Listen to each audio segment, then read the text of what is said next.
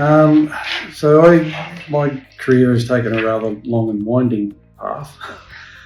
So I started out life as a component level repair technician many years ago, and then have progressively worked my way through the profession in different industries, telecommunications, and I joined the public sector about 20 years ago after spending most of my entire working life in the private sector before that.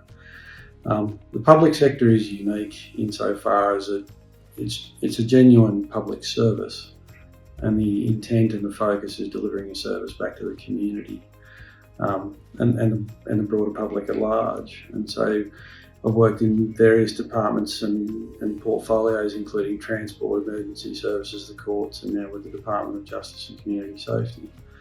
And it's a very rewarding career from that point of view. And it certainly led me on a path of professional development over time. And I've found it to be incredibly rewarding, and just appreciate the opportunity to be able to continue to contribute. Yeah, so I read a lot.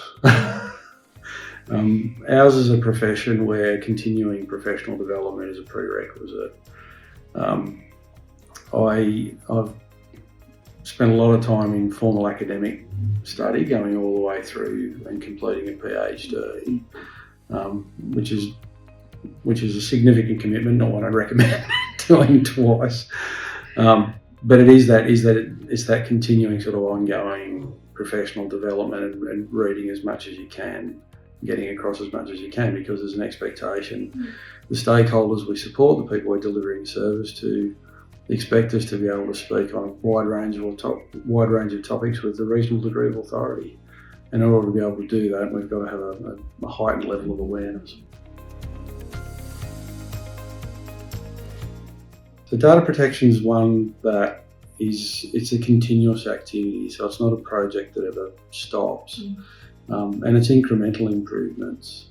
So there might be bursts of activity from time to time, but I think a lot of what's been spoken about today at the conference is that awareness of what you've got, why have you got it, making sure that what you've got is adequately protected, making sure that stakeholders who are the custodians of the information in a lot of cases, not the IT groups, are aware of what they've got and making sure they've got the right support wrapped around them to make informed choices around what they do with that information.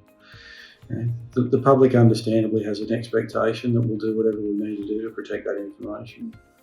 Obviously there are logical constraints in terms of what we can do, just like any other public or private sector entity.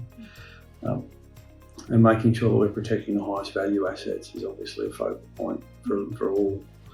But it is that continuous improvement approach, I think, where it's one step at a time. Cybersecurity is most definitely a team sport.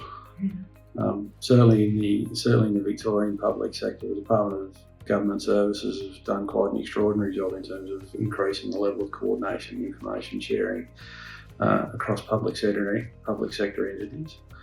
They've also got very strong relationships with their federal counterparts, and so again the information sharing is significantly enhanced to what it was several years ago. And that kind of information sharing is invaluable when trying to figure out, so what are the threats, what are the risks, what are the measures that can be taken to protect the information itself. These sorts of events are incredibly valuable because it does give us some insights into, so what are the vendors doing? What are larger organisations in the private sector doing? What measures are they putting in place? What can we learn? Again, information and cybersecurity is a team sport. A lot of the countermeasures that are put in place are very dependent on what vendors are developing, and anything that promotes a greater level of communication and cooperation between individuals that work in the field. Networking events like this, people often catch up where they haven't seen each other for a long time, what's happening where you are, those kinds of conversations. And create new networks, create new opportunities to again share information, and that kind of information sharing is invaluable.